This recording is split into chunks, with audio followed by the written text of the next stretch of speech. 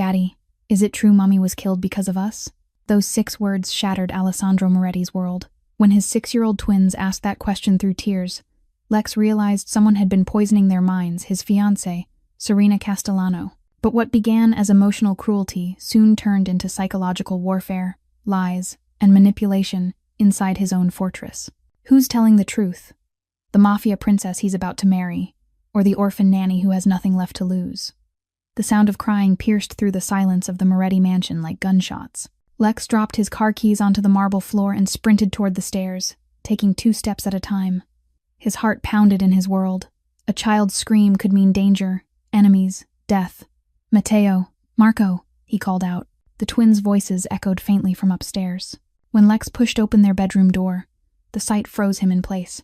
Grace, their nanny of 3 years, was sitting on the floor, holding both 6-year-old boys in her arms.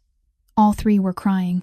Matteo's small face was buried against her shoulder, and Marco clung to her sleeve as if his life depended on it. Lex knelt beside them. What happened? His voice cracked a sound his enemies had never heard. Grace looked up. Her eyes were red and swollen. "Mr. Moretti, She swallowed hard, brushing her tears away. "The boys were terrified when I came in this morning." "Terrified of what?" He gently cupped Matteo's trembling face. "Hey, buddy, talk to me." Grace hesitated, glancing toward the door as if afraid someone might overhear. When she finally spoke, her voice was barely above a whisper. "Miss Serena had an argument with them last night. After you left for the airport." Lex frowned. "An argument?" "They're 6 years old, Grace." "What kind of argument?" she yelled at them. "Sir," said horrible things about their mother. Lex's stomach tightened. "Isabella." Grace nodded. "She told them their mom was killed because of them, that if they hadn't existed, Mrs. Isabella wouldn't have been home that night, that the assassins came because of them." For a moment, Lex couldn't breathe. His late wife, Isabella, had been murdered 3 years ago by the Kozlov syndicate shot while shielding the twins from gunfire. She died a hero, and now Serena, his fiancée, daughter of his most powerful ally, was twisting that sacrifice into guilt.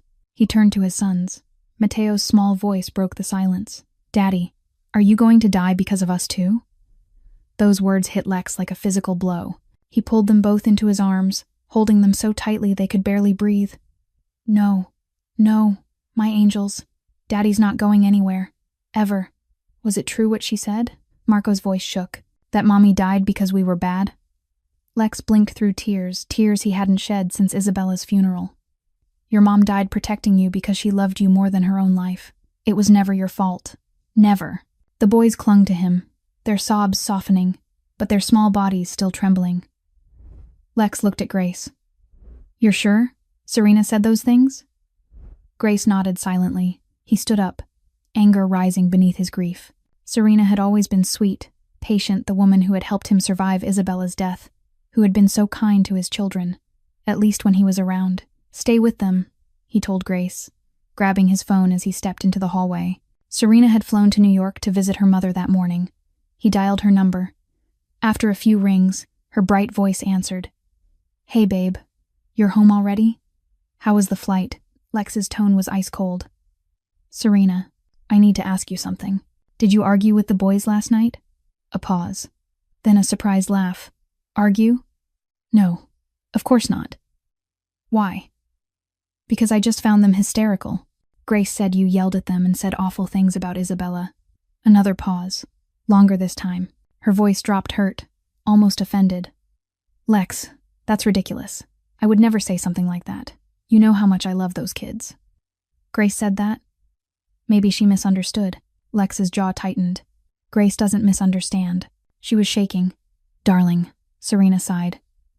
"I didn't want to say this, but she's been acting strange lately. Jealous, maybe. I think it bothers her that I'm about to become the lady of this house. You know, boundaries." Lex rubbed his forehead. "Jealous? Come on, Serena." "Sweetheart," she said softly, her voice dripping with sincerity. "You know how I treat Matteo and Marco. I adore them. If anything serious had happened, don't you think they would have called you themselves?" He hesitated. That was true. Serena had always been affectionate around the boys when he was home. He had never seen any sign of cruelty. "I just don't want unnecessary tension here," she continued. "If Grace is spreading stories, maybe it's time we reconsider her position. I can't have that kind of negativity around the children. Especially with the wedding in 2 months. Lex's fists clenched. Firing Grace wasn't simple. She knew too much about his world, about the security protocols, about everything, and the boys loved her. Let's not jump to conclusions, he said flatly. I'll handle it when you're back. Of course, she said sweetly. I just want our family peaceful. I love you, Lex. And I love those boys like they're my own. He ended the call, but didn't feel reassured. Something cold settled in his chest, the same instinct that had kept him alive in a world of bullets and betrayal. Back in the bedroom, Matteo and Marco were curled up together on the bed, exhausted from crying. Grace sat beside them, brushing their hair gently. They've been calling her something behind your back, Grace said quietly. Lex looked at her. What? The mean lady. His blood ran cold. In all his years running the most dangerous organization in Chicago, Lex had never felt so powerless. His enemies he could destroy.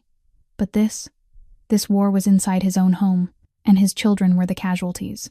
Before we continue, make sure you hit that subscribe button and turn on notifications so you don't miss what happens next. Drop a like if you're already hooked, and tell us in the comments, do you trust the nanny or the fiancé?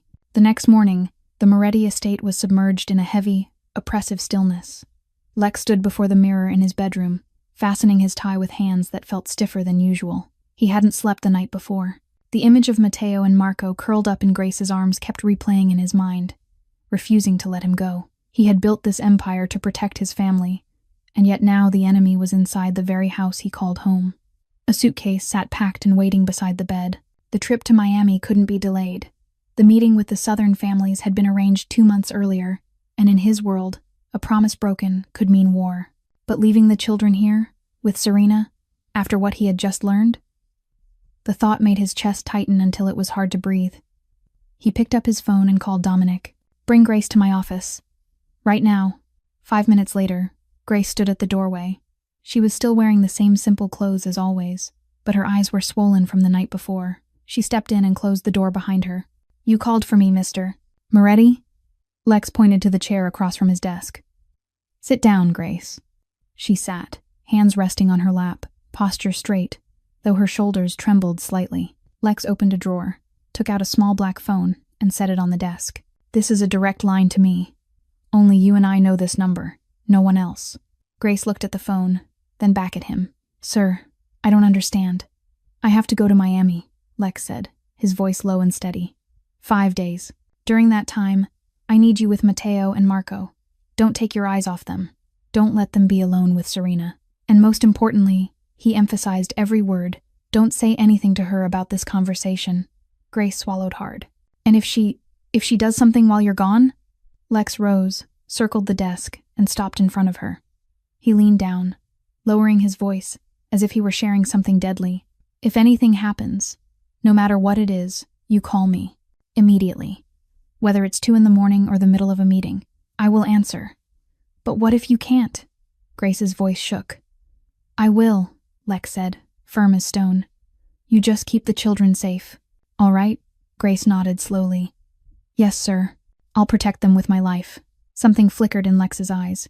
Maybe gratitude. Or maybe the sharp, quiet pain of realizing that the one person he could trust to protect his children was not the woman who was supposed to become his wife. He placed a hand on her shoulder, only for a brief second. Thank you, Grace. They stepped out of the office. Dominic stood in the hallway, arms folded, his expression as cold as ever. But when Grace passed him, he gave her a small nod, just a slight nod, almost easy to miss. Yet Grace understood. She wasn't completely alone. Lex went downstairs, where Matteo and Marco were waiting in their pajamas. They ran to him, clinging tightly to his legs. Where are you going, Dad? Matteo asked, his voice edged with worry. Are you coming back? Marco added, his lower lip trembling. Lex knelt, drawing them both into his arms. I'm leaving for work for a few days. I'll be back very soon, and I'll bring you both gifts. What gifts? Matteo's eyes brightened just a little. A secret, Lex said with a smile that never reached his eyes. But I need you two to promise me something. Stay with Nanny Grace. Listen to her. All right? The boys nodded at the same time. Lex kissed each of them on the forehead, then stood. He looked at Grace one more time, his gaze saying more than words ever could. Then he walked out the front door, where a sleek black car was already waiting. Dominic opened the door. Lex got in. The door shut. The car rolled forward, slowly leaving the tall iron gates behind, carrying away the master of the Moretti Empire. Grace stood in the grand entry hall, one hand gripping the black phone, the other resting on Mateo's shoulder. She watched the car disappear beyond the line of oak trees, and then the silence came down like a weight.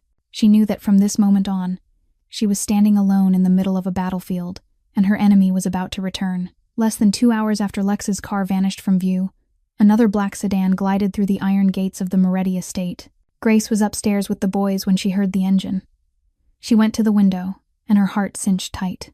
Serena was back. She stepped out of the car wearing designer sunglasses and carrying a leather handbag, moving with the confident poise of a queen returning to her own territory. Grace turned and looked at Mateo and Marco, who were on the floor fitting puzzle pieces together. "You two stay right here and play nicely. Nanny Grace has to go downstairs for a moment." Mateo lifted his head, worry in his eyes. "She's back, isn't she?" Grace tried to smile.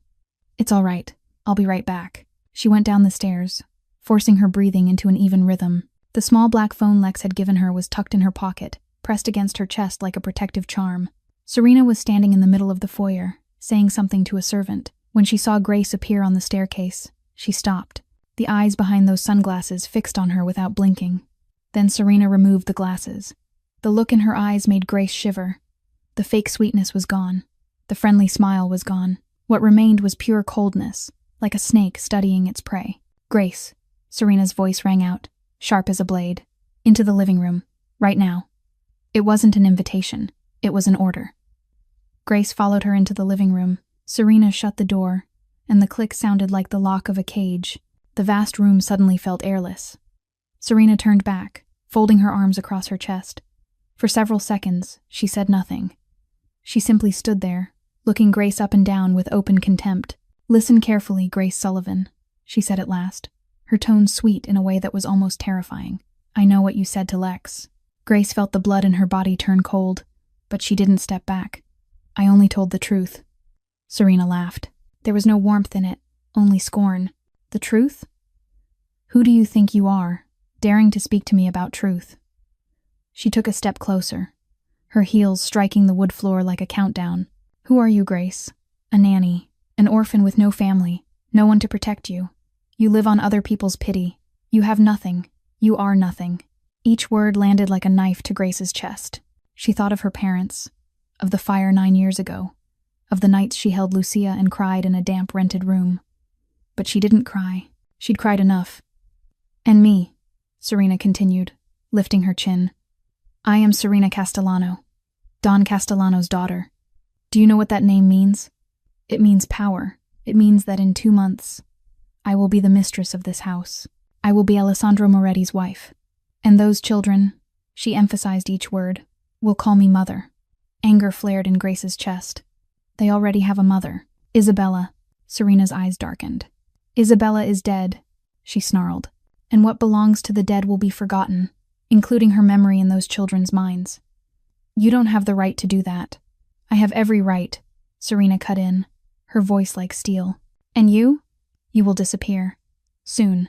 And when you disappear, no one will remember you. Lex won't remember. The children will forget. You'll be nothing more than a blurred name in the past." Grace drew in a deep breath. She thought of Mateo and Marco upstairs, of the fear in their eyes last night, of the promise she had made to Lex. She straightened her back and met Serena's stare. "I'm not going anywhere." Serena blinked, clearly not expecting resistance, but then she smiled, slow and dangerous. "Oh, you're brave. I'll give you that." She moved closer, close enough that Grace could smell the expensive perfume clinging to her skin. "But bravery won't save you, Grace Sullivan. No one will save you. Not Lex, not the children, no one." Serena tilted her head, lowering her voice into a whisper. "We'll see who's still standing when Lex comes back. You, or me. But I can tell you the result in advance." She turned on her heel and walked to the door. Before she opened it, she looked back at Grace one last time. 5 days, Grace. You have 5 days. Use them well." The door opened, then closed again. Grace stood alone in the silent room, her heart pounding hard inside her chest. She lifted a hand to her breast, feeling the black phone still resting in her pocket. The war had officially begun, and Grace knew she was fighting an enemy with nothing left to lose, except everything. The first day passed like a nightmare with no end in sight. In the morning, Serena behaved as if the confrontation in the living room had never happened. She smiled at the servants, spoke softly on the phone, even asked after the chef's health, but Grace knew it was all theater. The real storm arrived at dinner. Matteo and Marco sat down at the table, their eyes still carrying that timid, shaken look after everything that had happened. When Serena entered the dining room, both boys lowered their heads, afraid to look at her. "Aren't you going to greet me?" Serena's voice rang out, sweet on the surface, yet icy underneath. Matteo managed a small, murmured greeting. Marco said nothing at all, only curled in on himself. Serena stood perfectly still for a moment, then nodded to a servant. "Clear their plates. The children won't be eating tonight." Grace shot to her feet. "Miss Castellano, they're only children. Children need to learn how to respect adults." Serena cut in, her voice steady, unbothered. "If they don't know how to greet properly, they don't deserve to eat." The plates were taken away. Matteo and Marco sat there, hungry, tears swelling in their eyes. Grace bit down hard on her lip to keep from screaming. That night, when the entire estate had fallen asleep, Grace slipped down to the kitchen. She made 2 simple sandwiches and carried them up to the boys' room. They were sitting on the bed, clinging to each other, unable to sleep from hunger. When they saw Grace with the plate, their faces lit up. "Eat quickly," Grace whispered. "Don't let anyone know." They had barely taken the first bite when the door flew open. Serena stood there, her eyes blazing as if she could burn the air itself. "I knew it," she said slowly. "How stupid do you think I am?" Grace stood up at once, placing herself between Serena and the children. "They're hungry. They need to eat. They need discipline," Serena snapped. "And you? You're teaching them to disobey. This is your final warning. Next time, you won't be here anymore." She turned and walked out, leaving Grace and the boys in the darkness. Matteo trembled. "Nanny Grace, I'm scared." Grace pulled both of them into her arms. "I'm here. I won't let anything happen to you." But inside, she knew she was lying. The second day was even worse. Serena issued a new rule. Grace was not allowed into the boys' room after 7 in the evening. "I'll take care of them," Serena said with a false smile. "You need rest. A tired nanny is useless." Grace wanted to argue, but she knew it would only make everything worse. That night, she stood in the hallway, listening to what was happening behind the closed door of the boys' room. Serena's voice carried through, sharp and cold. "Stand in the corner, both of you." "But we didn't do anything wrong," Matteo protested. "You exist. That's already wrong." Silence followed. Then the soft patter of little footsteps and the sound of muffled sniffles. Grace pressed a hand over her mouth so she wouldn't cry out loud. 2 hours. 2 6-year-old boys standing in the corner for 2 full hours. Grace counted every minute by the clock in her own room, each minute like a knife slicing into her heart. When she finally heard Serena allow them to go to bed, Grace peered through the crack of the door. What she saw made the blood in her veins turn to ice. Serena was standing beside Marco's bed, holding a photograph. Isabella's photograph, the one the boys kept hidden under their pillow. "You were hiding this?" Serena's voice turned sweet in a way that was horrifying. "Your mother is dead. And do you know why? Because you're bad. Because you exist. If you didn't exist, she would still be alive." "No," Marco sobbed. "Mama loved us." "Loved you?" Serena scoffed. Then she tore the photo in half, into quarters. The pieces fluttered to the floor like dead butterflies. The boys' crying rang out, tearing at Grace's heart until it felt like it might split apart. She wanted to rush in, wanted to protect them, but her feet felt nailed to the floor. If she acted now, Serena would have an excuse to throw her out. And if she was gone, who would stay with the boys? That night, when the estate had sunk into silence, Grace pulled out the small black phone. Her hands shook as she dialed. 1 ring, 2, 3, 4. "Hello, I'm in a meeting right now. Leave a message after the beep." Grace hung up, her heart dropping. She texted, "The children need you. Please call back. Emergency." She waited. 5 minutes. 10 minutes. An hour. No response. She called again. Still no answer. Another message. Still silence. Grace stared at the phone in her hand and understood a cruel truth. She was completely alone. Lex had promised he would answer, but he didn't. Maybe he was busy. Maybe the meeting mattered more. Maybe even if he read her messages, he would choose to believe Serena over her. She was only a nanny. Serena was Don Castellano's daughter, the boss's fiancée, a part of a world Grace would never truly belong to. Tears streamed down Grace's cheeks. She thought of Matteo and Marco asleep next door with tears still on their faces. She thought of Isabella's photograph torn to pieces on the floor. She thought of the promise she had made to Lex, to the children, to herself. Then she wiped her tears and stood up. If no one was coming to save them, she would do it herself. If I don't protect them, who will? On the night of the third day, the Moretti estate sank into darkness and a terrifying silence. Grace lay on her bed, eyes closed, but her mind kept spinning without mercy. She'd called Lex 3 more times during the day. Still, no one answered. The messages she sent felt like they'd fallen into a black hole. At last, exhaustion dragged her into a thin, restless sleep. At the same time, downstairs, Serena sat in her private room, under the dim glow of a table lamp. She held her phone and dialed a familiar number. After 2 rings, someone picked up on the other end. "Are you ready?" Serena asked, her voice low and cold. "Everything's prepared, Miss Castellano, just as you requested." "Good." Serena smiled in the dark. Tonight is her last night. Tomorrow, when the sun rises, Grace Sullivan will disappear from this house, forever. She ended the call and set the phone down on the table. From the drawer, she took out a small bag containing white powder and a bottle of high-dose sleeping pills. These were things she'd prepared in advance, waiting for the right moment. And that moment had come. Serena looked at the clock. 11 o'clock at night. Too early. She needed to wait until the entire estate was deep asleep. She poured herself a glass of wine, sat back in her chair, and waited. Each minute passed like a tiny drop of venom falling, one after another. 2 o'clock in the morning. The estate lay still, like a massive tomb. Serena stood, taking the bag of white powder and the bottle with her. She opened her door slowly, without a sound. The hallway was pitch dark, lit only by faint moonlight slipping through the windows. Serena moved like a ghost, footsteps soft on the carpet.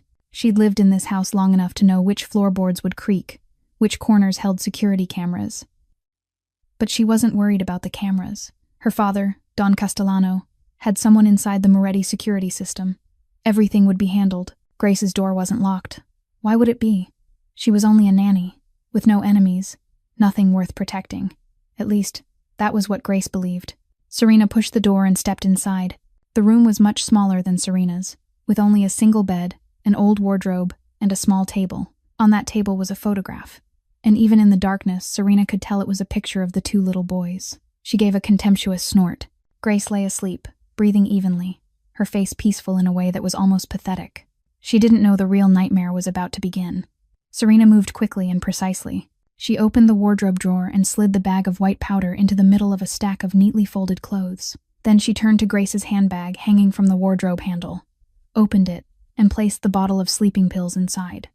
Perfect. She straightened and looked at Grace one last time. Moonlight streamed through the window and fell across the nanny's sleeping face. Serena tilted her head, lips curling into a poisonous smile. "Goodbye, little nanny," she whispered, soft as breath. "Tomorrow you'll wish you'd never stepped foot in this house." Then she turned and glided out the way she'd come in, without a sound. The door closed. Grace kept sleeping, unaware that the trap had snapped shut around her. But someone had seen. Marcus, the night shift guard, was making his rounds on the second-floor hallway when he saw a figure leaving Grace's room at 3 o'clock in the morning. He pressed himself into a dark corner and watched. Under the moonlight, he recognized Serena Castellano, the boss's fiancée, slipping away with a victorious look on her face. Marcus frowned. Why was she in the nanny's room at this hour? He was Dominic's man, trusted completely by the head of security. But this was the boss's fiancée. He had no right to question her. He also had no proof. Marcus stood there, torn. His instincts told him something was wrong, but he didn't know what to do. Report to whom? The boss was in Miami. Dominic had gone with him. And Serena, she was the one about to become the mistress of this house. In the end, Marcus decided to remember what he'd seen. The date, the time, the details. If something happened, he'd report it to Dominic when he returned. That was all he could do. He continued his patrol, leaving the hallway to its silence, and in the small room, Grace still slept, unaware that in just a few hours, her life was going to collapse completely. The trap had been set, the prey didn't know, and the hunter was waiting for dawn. Dawn on the 4th day rose over the Moretti estate, bringing a false kind of peace with it. Grace woke with a heavy, deep fatigue, worn down by too many sleepless nights. She stretched, not knowing that today would be the day her life collapsed completely. She went into the bathroom and got ready for a new day, her mind still tight with worry for Matteo and Marco. Around 8 o'clock in the morning, as Grace was coming down the stairs to prepare breakfast for the children, she heard Serena's screaming echo from below. "Get in here. Everyone get in here right now." Serena's voice was shrill, thick with theatrical panic. Grace ran down, her heart hammering. She saw Serena standing in the foyer, holding Grace's handbag, her face pale as if she'd just seen a ghost. "What is this?" Serena shouted, holding up a bottle. "High-dose sleeping pills. In your bag." Grace froze in place. "What? I don't. That's not mine." "Not yours?" Serena let out a cold laugh. "It's in your handbag, Grace Sullivan. What were you planning to do with this? Poison the children?" "No, I swear I don't know where it came from." Grace stepped toward Serena, but Serena backed away, her eyes filled with a practiced disgust. Serena pulled out her phone and dialed, her trembling hands performing panic for an audience. Lex, you have to listen to me. I just found high-dose sleeping pills in Grace's bag. She was going to poison the children." On the other end of the line, in the middle of an important meeting in Miami, Lex shot up from his chair. "What? What are you saying?" "Sleeping pills, Lex. A high dose. If she gave them to the children," Serena sobbed. "I don't know what to do. I'm so scared." Lex felt his blood boil. He thought of Matteo and Marco, thought of Grace's warning about Serena, and now this. Something was wrong, but he couldn't gamble with his children's safety. "Call the police," he ordered, his voice cold as ice. "Immediately. I'll be back in a few hours." Serena ended the call, and a smile flashed across her lips so quickly no one had time to notice. She turned to the servants. "Call the police, and keep her here." Grace wanted to run, wanted to call Lex to explain, but 2 servants stepped in to block her path. She was held in the foyer like a criminal, while Serena played the perfect victim. The police arrived within 20 minutes. 2 uniformed men walked in, but Grace immediately sensed something wasn't right. They nodded to Serena as if they knew her, asked no real questions, did no real investigating, and went straight to the point. "We need to search your room," one of them told Grace, his voice flat and emotionless. "I didn't do anything wrong," Grace pleaded. "Someone set me up, but no one listened. They hauled her upstairs into her room. And then, like a performance already staged, they found the small bag of white powder in her clothing drawer. Cocaine," the officer said, holding the bag up in front of Grace. "You're under arrest for possession of illegal substances and conspiracy to harm children." No, that isn't mine." "Someone!" Grace screamed, but the snap of handcuffs locking around her wrists cut through every explanation. They dragged her into the hallway and down the stairs. And that was when Grace saw Matteo and Marco standing at the bottom, their eyes wide with horror. "Nanny Grace!" Matteo screamed, running toward her. "What are you doing to Nanny Grace?" Marco stood frozen, tears streaming down his cheeks, unable to form a single word. "Stop," Serena said, holding Matteo back. "Don't go near her. Let me go." Matteo fought her grip. "She's not bad. She didn't do anything wrong. Nanny Grace." Grace looked at the children and felt her heart shatter into a million pieces. She wanted to hold them, wanted to tell them everything would be all right, but she knew that would be a lie. Nothing could be all right anymore. "Matteo, Marco," she said, her voice trembling but forcing calm. "Listen to me. I didn't do anything wrong. I love you, and I'll come back. I promise." "Don't go." Marco finally broke into loud sobs, trying to run to her, but Serena held him tight. "Nanny Grace, don't go." The officer pulled Grace toward the door. She looked back one last time, carving the image of 2 little boys crying until they shook into her memory. It might be the last time she ever saw them. When the door closed, Serena dropped to her knees beside the children and pulled them into her arms with a show of false comfort. "Shh, you 2. Everything's going to be fine. She's a bad person. She was going to hurt you, but I protected you." "No." Matteo shoved Serena away. "You're lying. You're the bad one. You're the mean lady." Serena tightened her grip on Matteo's hand, hard enough to silence the boy. "You'll learn to be grateful," she whispered, her voice sweet but full of threat. "Now it's only me taking care of you."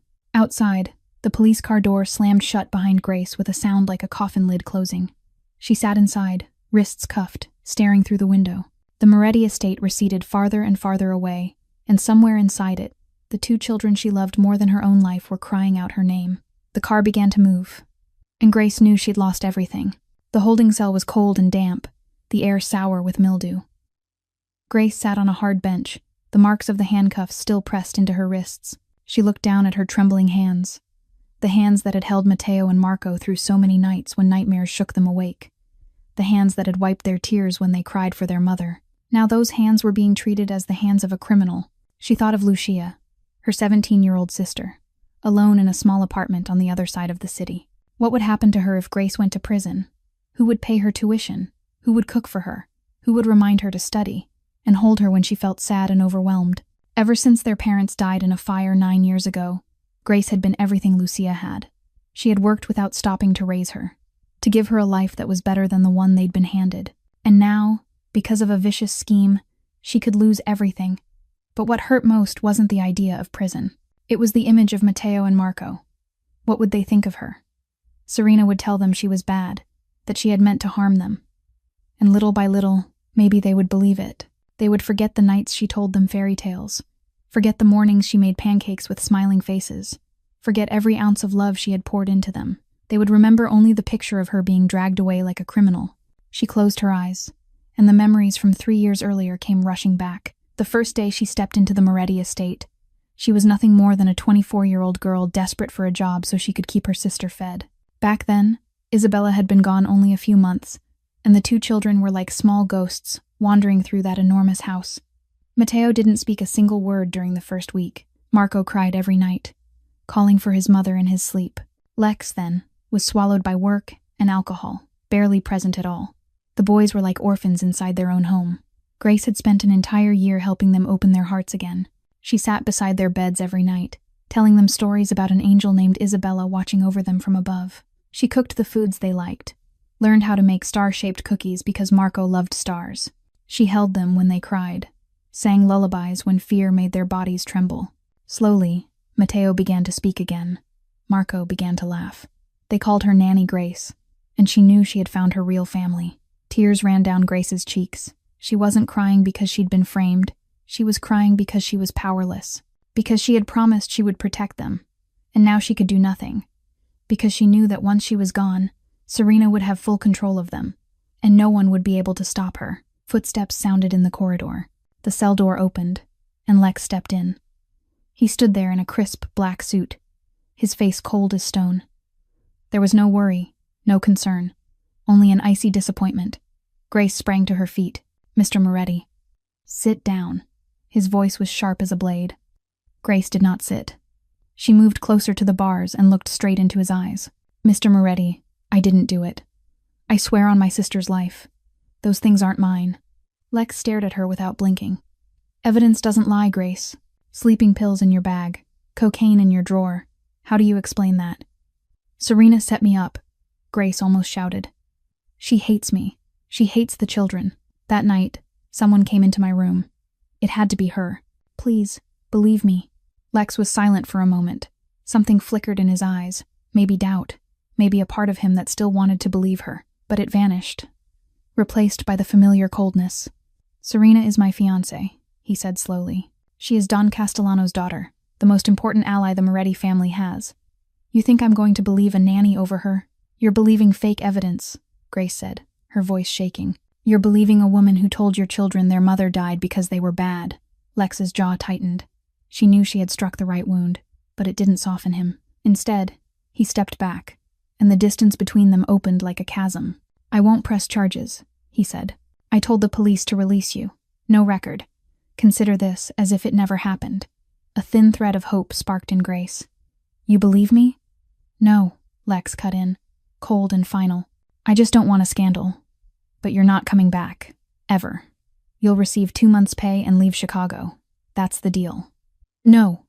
Grace grabbed the bars. "You can't do this. What about Matteo and Marco?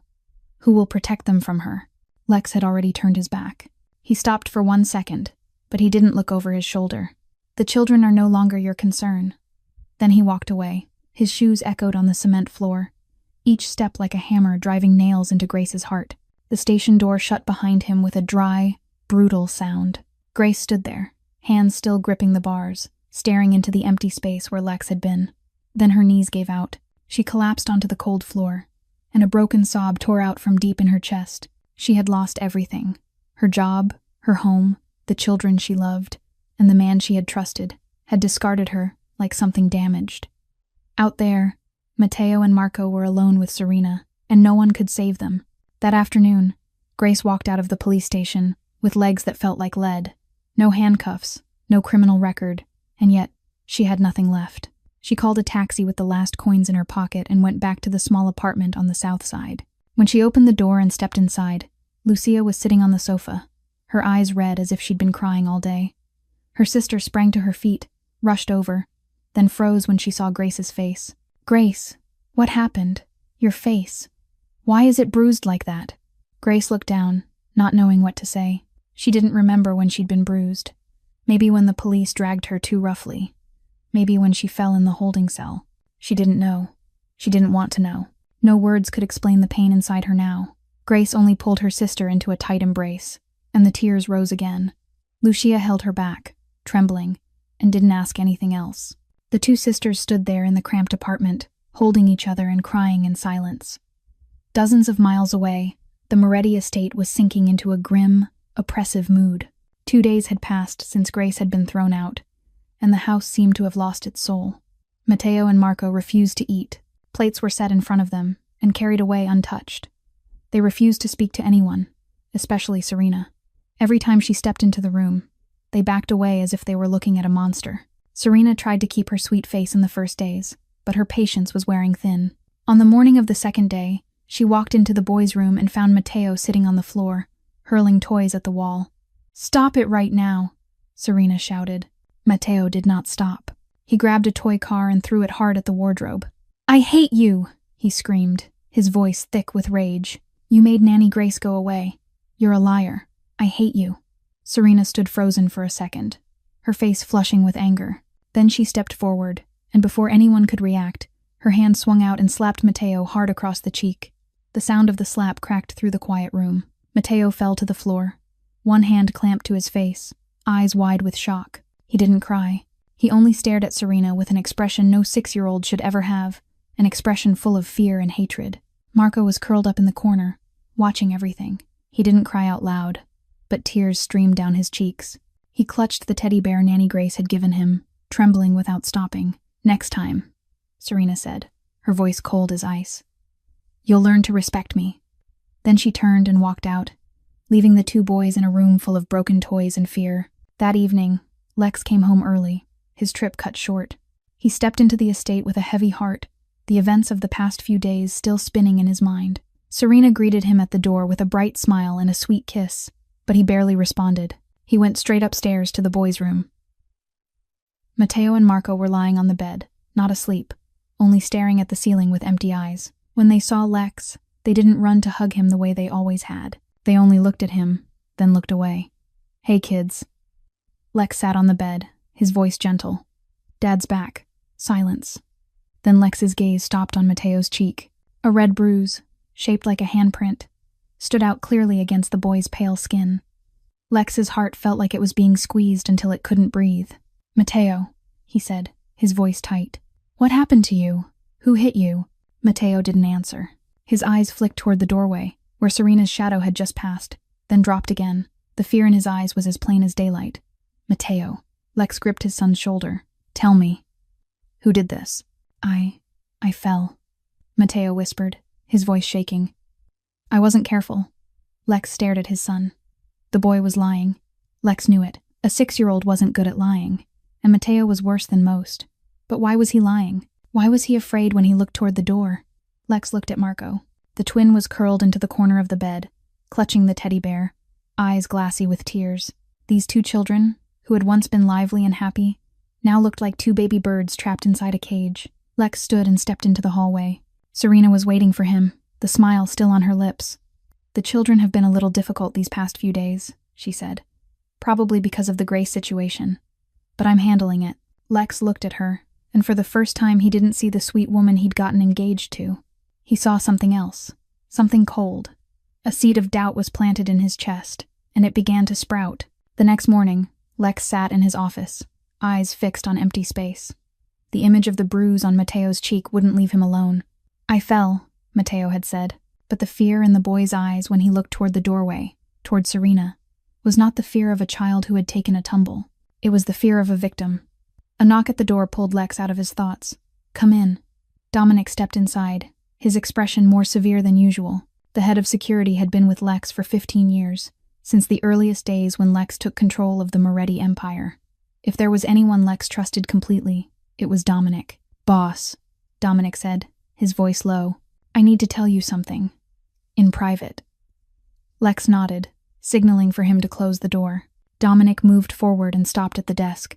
"About the night Miss Sullivan was arrested." Lex exhaled. "That's over, Dom. She's gone."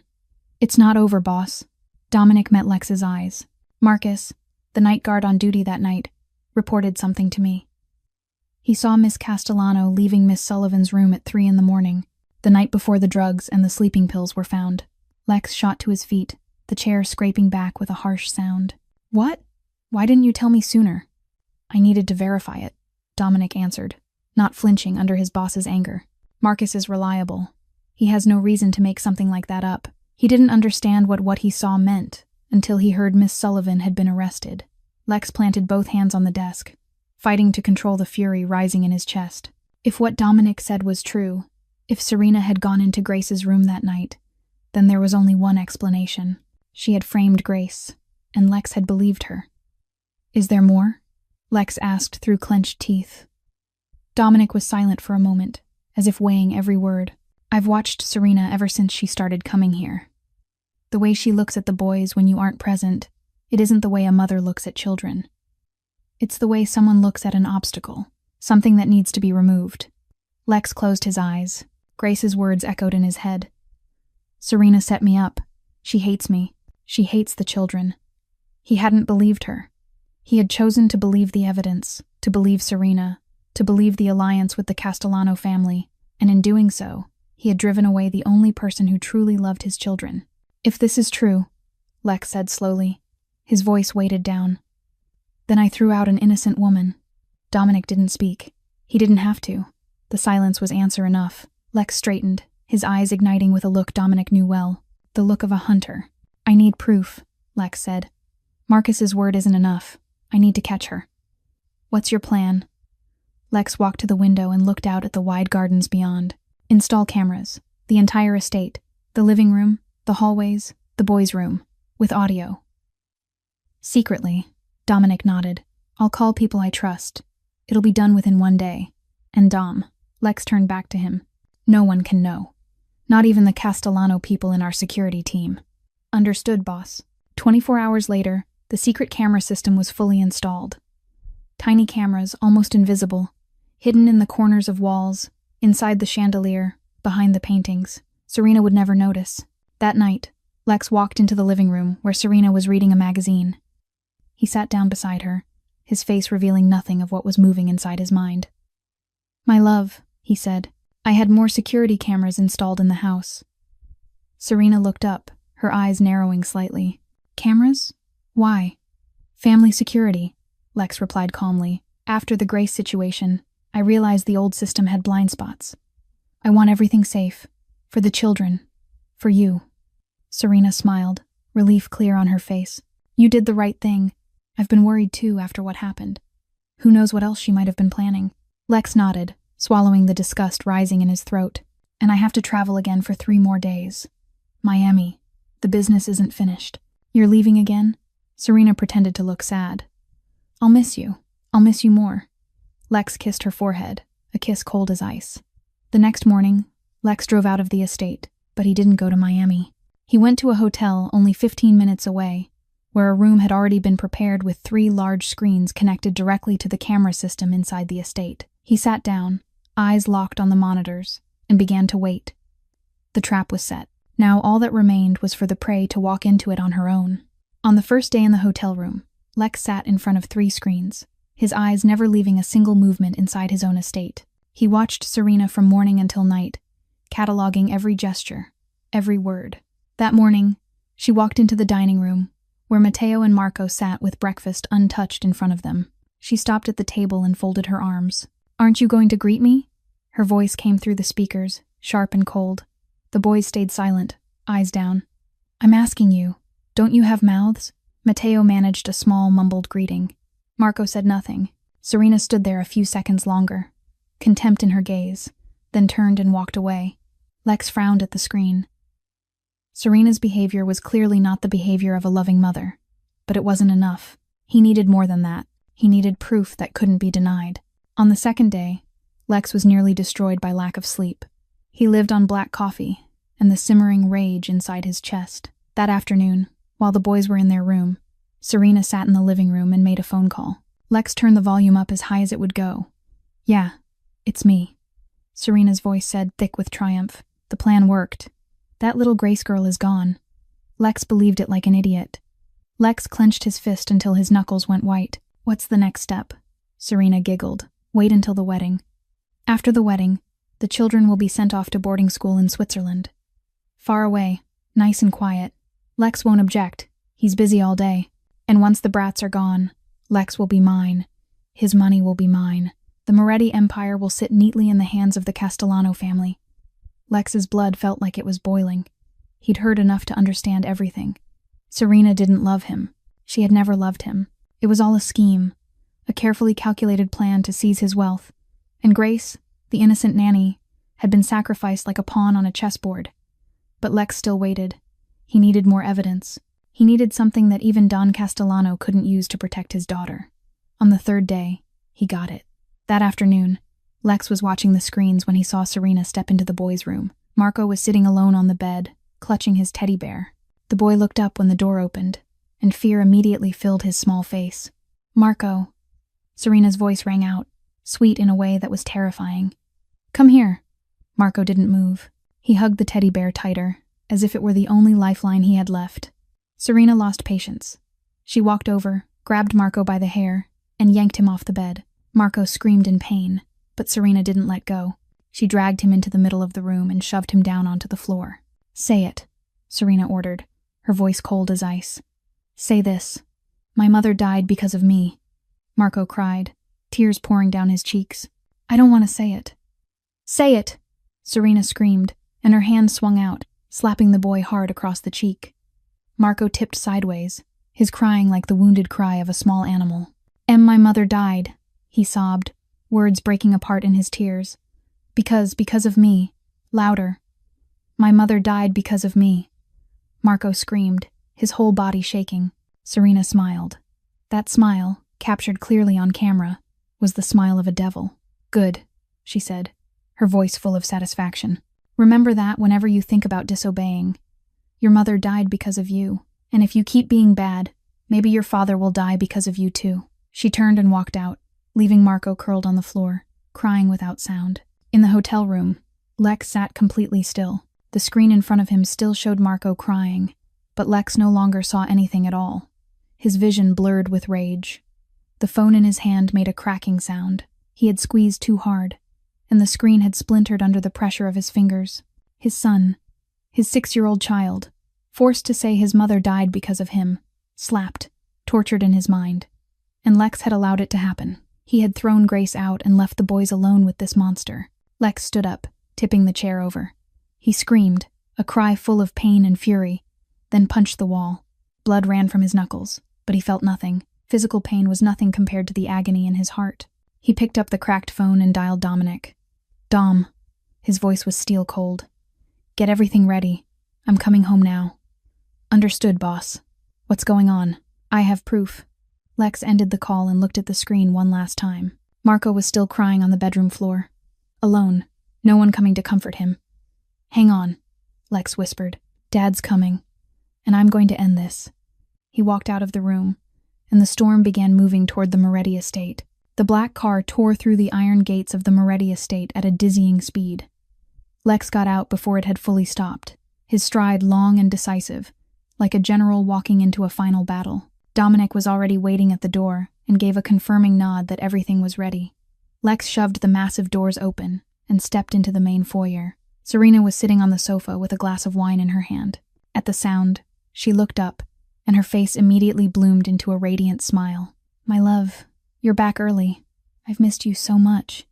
She rose and moved toward Lex with her arms open, but he walked past as if she didn't exist. The smile on Serena's lips froze. "Lex? What's going on?" Lex didn't answer. He went straight into the living room, picked up the television remote, and turned it on. The screen lit up, and he connected his phone to the system. Serena followed, her confusion shifting into unease. "What are you doing?" "Lex, talk to me." Then the video began to play. Serena appeared on the large screen, sitting in this very living room, speaking on the phone. Her voice rang clearly through the silence. "The plan worked. That little Grace girl is gone." Lex believed it completely. "The kids will be sent to boarding school in Switzerland. Lex will be mine. His money will be mine. The Moretti empire will sit neatly in the hands of the Castellano family." The color drained from Serena's face. She stood motionless, her wine glass nearly slipping from her fingers. You recorded me?" Lex didn't look at her. He switched to the next video. This time the image was even more horrific. Serena yanked Marco by the hair and dragged him down to the floor. The slap cracked through the air. The boys' sobbing filled the room. "My mother died because of me."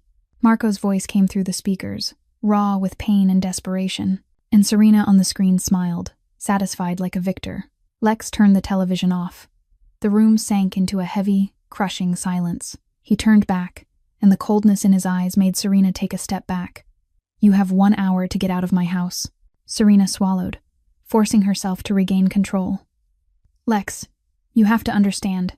The children need discipline. They don't listen. Discipline?" Lex cut in, his voice like steel. "You call forcing my son to say his mother died because of him discipline? You call slapping a 6-year-old discipline? You don't understand. They need." "Stop." Lex didn't raise his voice, but the chill in it shut Serena's mouth. "Every word you say only makes me want to kill you more." Serena saw she was losing. She changed tactics, her gaze hardening. "You can't do anything to me. My father is Don Castellano. The alliance between our families has been signed. If you touch me, you'll start a war you can't win." Lex looked at her for a long moment. Then he took out his phone, dialed a number, and put it on speaker. The ring sounded in the quiet room. Once, twice, then someone picked up.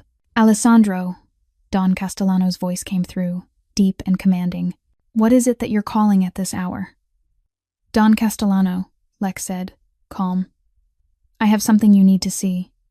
He played the video through the phone. Serena's voice spilled out, every word, from the phone call to the scene of Marco being abused.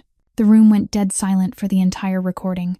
Serena stood trembling, pale, her eyes fixed on the phone as if it were her own death sentence.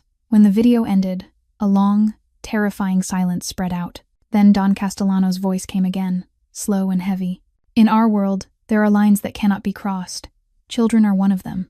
We may be killers, criminals, but we don't touch children. That's the rule." "Father," Serena spoke, her voice shaking. "Father, I can explain." "Be quiet." Don Castellano's voice turned to ice. "From this moment on, you are no longer my daughter. You no longer carry the Castellano name. You are no longer protected by the family. Alessandro, do whatever you want with her. The Castellano family will not interfere." Father, no." Serena screamed and lunged toward the phone. "You can't do this to me. I'm your daughter. Father." The flat tone sounded. Don Castellano had ended the call. Serena collapsed to the floor, her legs no longer able to hold her up. She stared at the phone in Lex's hand, then looked up into his stone-cold face. In her eyes there was no pride left, no challenge, only the pure terror of someone who had just lost everything. 1 hour, Lex said, without a trace of emotion. "After that, I won't guarantee your safety anymore." He turned and walked away, leaving Serena sobbing on the floor. But the confrontation wasn't over. Serena still had one final card, and she was about to play it. 2 of Dominic's guards moved in, each gripping one of Serena's arms and hauling her upright. She didn't fight them. Her legs seemed to have lost all strength, and she let them drag her toward the door. Mascara ran in black streaks down her cheeks, her designer dress crushed and wrinkled, the flawless image she had spent so long building now completely destroyed. But just before she crossed the threshold, Serena suddenly stopped. She lifted her head, and a laugh spilled from her throat. It wasn't the laughter of joy. It was the mad laughter of someone with nothing left to lose. It echoed through the grand foyer and made even the 2 guards shiver. Lex had turned his back to walk away, but the laugh made him stop. He turned his head and looked at Serena with cold disdain. "What's so funny?" "Oh, Lex," Serena said, her voice breaking with laughter. "You think you've won. You think you know everything. Do you have anything left to say? Do you want the truth?" Serena lifted her chin higher, her eyes lighting with a manic gleam. "The full truth, Because what you know is only the tip of the iceberg, Alessandro Moretti. Lex said nothing, but he didn't turn away. Serena knew she had his attention. If she had to fall into hell, she would drag him down with her. That was all she had left. Grace Sullivan, Serena said slowly, savoring each word as if tasting an expensive wine. That pathetic nanny you just threw out. Do you know how her parents died? Lex frowned. What does that have to do with? A fire, Serena cut in. 9 years ago. The whole house burned to the ground in the night. Her parents burned to death. Only Grace and her sister survived because they were sleeping at their grandmother's that night. She tilted her head. Do you know who was behind that fire? The Kozlov crew. Lex stood perfectly still. Kozlov. The name hit him like a blade driven straight through his chest. The Kozlov crew were the ones who had killed Isabella. Oh, I can see you understand, Serena laughed. That's right, the same gang, the same killers. Grace's father was an accountant for a company my father wanted to take over. He knew too much. Kozlov was hired to clean it up, and they did a very thorough job. Lex felt his mind begin to spin. What are you saying? I'm not finished, Serena continued, her voice thick with pleasure. Isabella, your beloved wife. You think she died because of bad luck. You think Kozlov just happened to choose your house that night. She stepped forward a single pace, even as the guards held her tight. Who tipped Kozlov off to your exact location that night? Who made sure you wouldn't be home? Who arranged an emergency meeting to pull you away from the house on that very night? Lex couldn't breathe. No. My father, Serena said, each word a bullet. Don Castellano. He wanted you widowed. He wanted Isabella gone so I could step into your life. So that, in the end, the Castellano family could take the Moretti family from the inside. The room seemed to tilt. Lex had to brace himself against the wall to keep from falling. Isabella. His wife, the mother of his children. She hadn't died in an accident. She hadn't died in random violence. She had been murdered. Set up to be murdered. By the very man Lex had called an ally. And do you know what the most ironic part is? Serena laughed, the sound sharp as a crow's cry. The nanny you just threw out, that poor Grace Sullivan. She's an orphan because of the same people who killed your wife. She and you are victims of the same scheme. And you treated her like a criminal. Serena lifted her chin, and the smile on her lips was the smile of someone winning even as she lost. You were about to marry the daughter of the man who killed your wife, Lex. You were about to hand your entire empire to the family that slaughtered yours. Now you know. She let the guards pull her away, but before she disappeared through the door, she looked back one last time. Live with it, Alessandro Moretti. The door shut. Serena was gone, and Lex stood alone in the grand foyer as his world collapsed for the second time.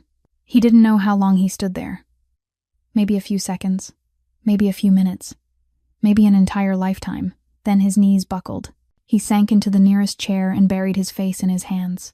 Isabella. Grace. The final pieces slid into place, and the full picture that formed was more brutal than any nightmare. Everything he thought he knew had been a lie, and he had driven away the only person who could truly understand his pain, the only person who truly loved his children, the only person who was also a victim just like him. Lex's car stopped in front of an aging apartment building on the south side of Chicago. He looked through the window, and something inside him tightened painfully. This is where Grace lived. Peeling walls, rusted stair rails, trash scattered along the walkway. She had worked for him for 3 years, cared for his children as if they were her own, and this was all she had. And he had treated her like a criminal. He stepped out of the car without bringing any guards. This was something he had to do alone. He climbed the narrow stairs and found apartment number 37 on the 4th floor. He stopped at the chipped, flaking door and knocked. A few seconds passed. Then the door opened a crack, and a young girl appeared. Lucia, Grace's sister. The 17-year-old looked at him with wary eyes, not a hint of fear in them. Who are you? Alessandro Moretti, Lex said. I need to see your sister. Lucia's gaze turned instantly cold. She recognized that name. You're the man who threw my sister out, Lucia said, her voice thick with anger. You're the man who believed the person who hurt her. You're not coming in. She planted herself in the doorway, even though she only came up to Lex's shoulder. But the fierce protectiveness in her eyes made him stop. This was the sister Grace had sacrificed everything to raise. This was the reason she'd needed that job badly enough to endure anything. Lucia, let her. Grace's voice came from behind. Lucia turned, ready to argue, but Grace had already stepped into view. Lex looked at her and felt his heart squeeze until it hurt. Grace had grown thinner in only a few days, Dark circles shadowed her eyes from lack of sleep. Her face was pale, but she still stood straight, still carried a dignity nothing could steal from her. "Mr. Moretti," Grace said, her voice empty of emotion. "Why are you here? I need to talk to you. Please let me come in." Grace looked at him for a long moment, then stepped back and opened the door wider. Lucia wanted to protest, but Grace placed a hand on her shoulder. "Go into the room, Lucia. Let me talk." Lucia went reluctantly, but not before throwing Lex a warning look. Lex stepped into the apartment. It was so small he could take it all in with one glance. An old sofa, a dining table with 2 mismatched chairs, a tiny kitchen corner. This entire apartment was probably no larger than the bathroom in his estate. And for the first time in his life, Alessandro Moretti, the most powerful mafia boss in Chicago, felt small. "Grace," he began, his voice rough. "I was wrong." Grace stood a few steps away, arms folded across her chest like armor. She said nothing, only watched him, waiting. "I have proof," Lex continued. "Serena set you up. She slipped into your room at 3 a.m. that night and planted the drugs and the sleeping pills. I have video of her admitting everything." Grace stayed silent. Her eyes revealed nothing. "You protected my children," Lex said, and his voice began to tremble. "You tried to warn me, but I was too blind to see. I believed the enemy instead of the woman who was protecting my children. I'm sorry, Grace. I'm sorry." Something flickered in Grace's eyes, but she hid it quickly. "The children?" she asked, her voice unsteady. "Are they all right?" Lex lowered his head, pain clear on his face. "They call your name every night. They won't eat. They won't sleep. Matteo asks when Nanny Grace is coming back. Marco holds the teddy bear you gave him and cries." Tears rose in Grace's eyes, but she fought to hold them back. "Is there more?" she asked, as if she already knew he wasn't finished. Lex drew a deep breath. This was the hardest part. "There's something you need to know. About your parents." Grace went still. "My parents. The fire 9 years ago," Lex said slowly. "It wasn't an accident. Your father was an accountant for a company Don Castellano wanted to take over. He knew too much. Castellano hired the Kozlov crew to kill him." Grace stumbled back a step, as if she'd been punched in the gut.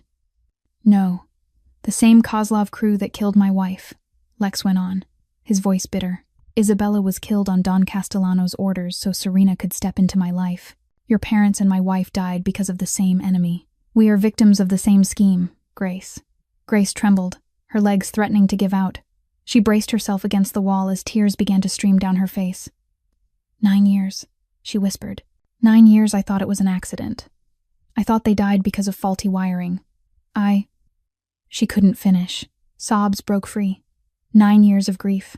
9 years of not knowing the truth, all spilling out in a single moment. Lex stepped forward and did something he had never done in front of anyone. He went down on his knees. The most powerful mafia boss in Chicago knelt before a nanny in a rundown apartment on the south side. "I will take revenge for all of it," he said, his voice firm. "For Isabella. For your parents. For the 9 years you lived inside a lie. But first, the children need you." He looked up at her, his eyes full of sincerity. "I need you, Grace. Please come back." Grace looked down at the man kneeling before her.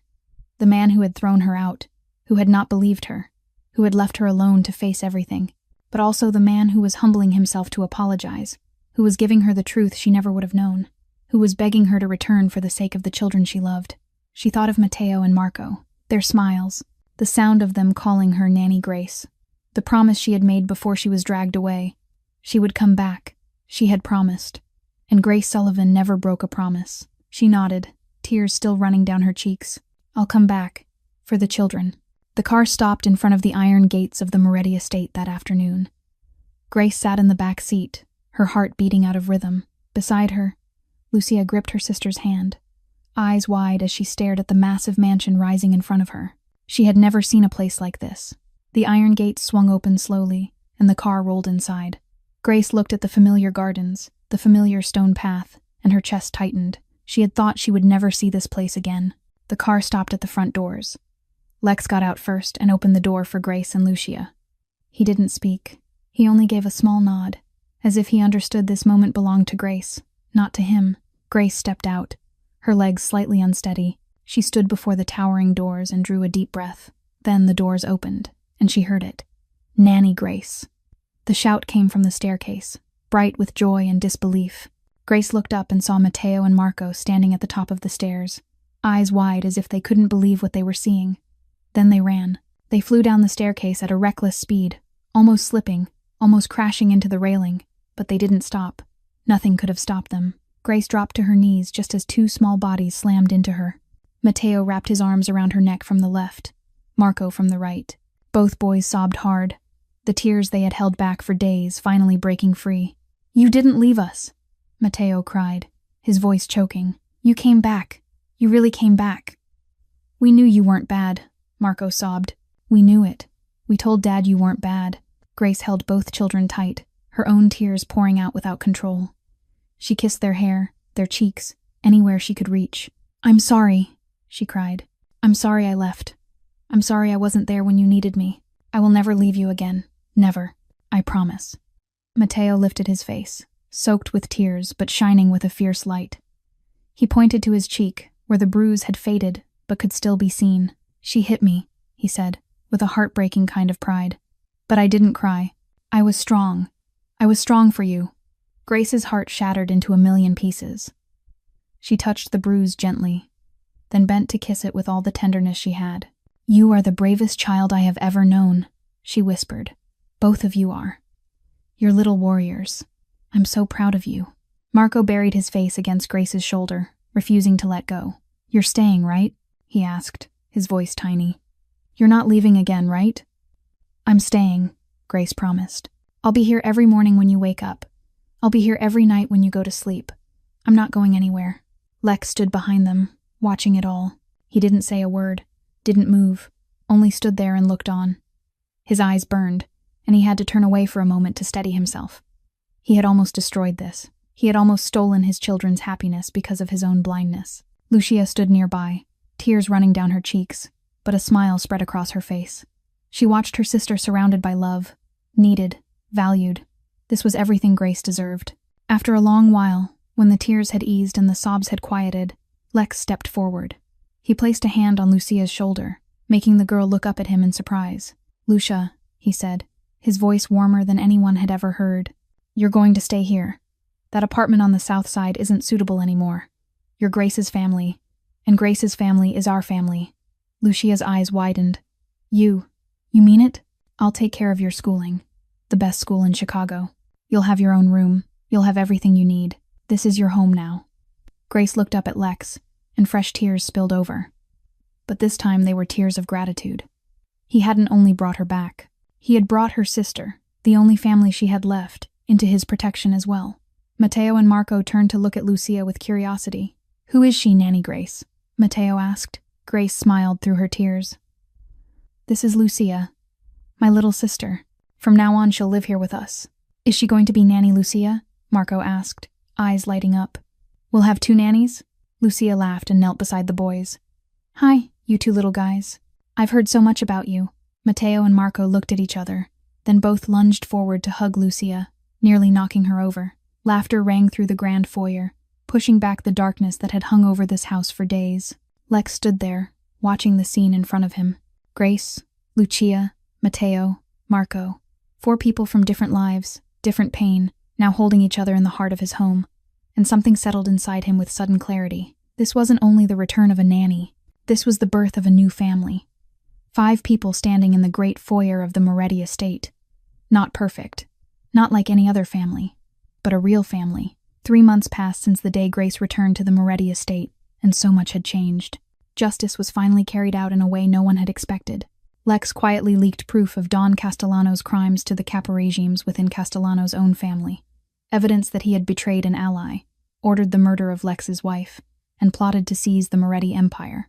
In the Mafia world, loyalty is everything, and when loyalty is betrayed, the consequences come swiftly. Within 6 weeks, Don Castellano was overthrown by the very men who had once been his most trusted loyalists. He lost everything: power, money, respect, and finally his life, taken on a storm, dark night in the outskirts of Chicago.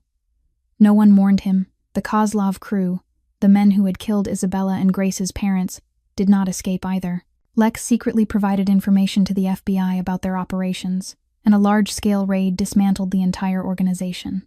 The people who had caused so much suffering now faced justice. As for Serena, She was arrested only 2 weeks after being thrown out of the Moretti estate. The charge was possession of illegal substances, the very cocaine she had used to frame Grace. There was a bitter irony in the weapon she had used to harm others, turning back to destroy her. With no father, no family protection, Serena Castellano was now just an ordinary prisoner in a federal facility, waiting for trial. As the darkness began to lift, light started to fill the Moretti estate. The house that had once been packed with schemes and tears now rang with children's laughter every day. Matteo and Marco had returned to being innocent 6-year-old boys, running everywhere, mischievous and bright in the way they were meant to be. Nightmares no longer visited their sleep. Grace had officially become part of the Moretti family, not only in name but on legal paper as well. Lex handled every step. The visa, the residency paperwork, everything completed and secure. She no longer had to fear for her future or Lucia's. Her sister was now studying at one of the most prestigious private schools in Chicago, every cost paid by Lex.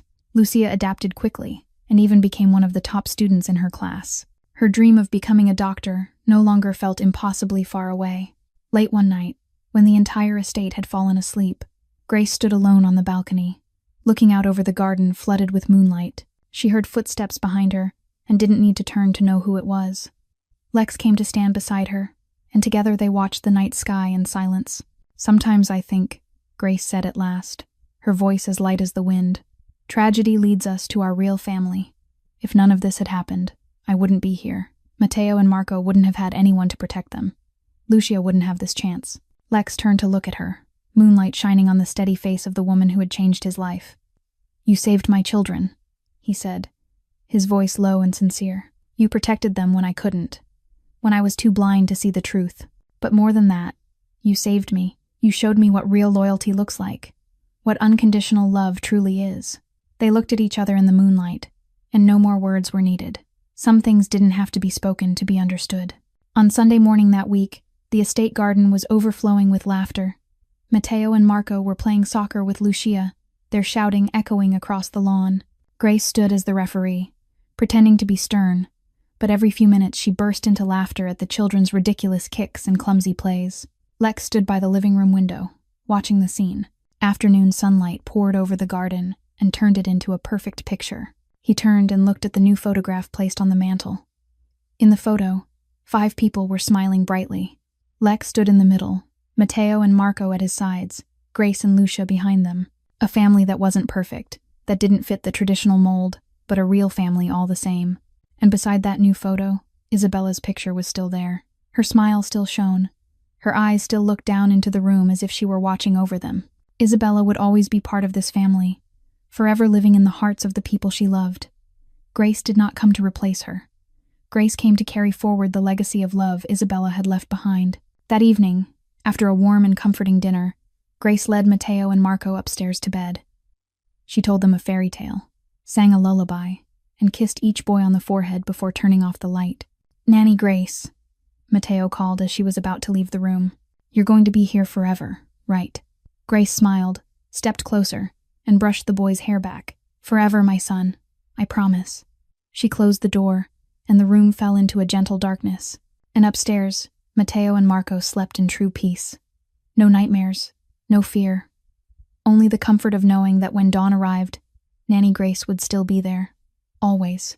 Our story ends here, but the lessons it leaves will remain.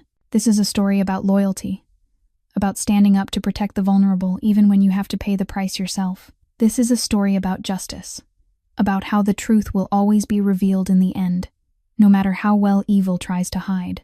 And above all, this is a story about family, not family by blood, but family by choice, by love, by sacrifice. Grace taught us that an ordinary person without power and without money can still do extraordinary things when they have a courageous heart.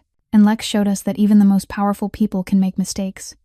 But what matters is recognizing those mistakes and correcting them while there is still time.